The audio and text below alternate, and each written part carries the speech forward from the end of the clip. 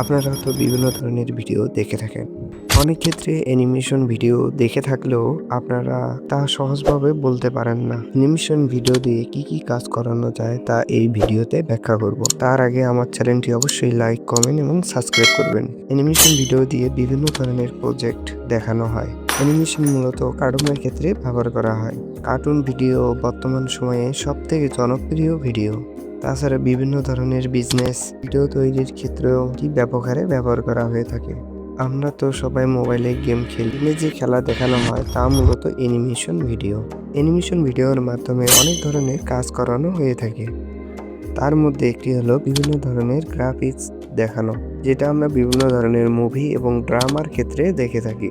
তবে মজার বিষয় হচ্ছে এটি বর্তমান সময়ে খুবই সহজলভ্য।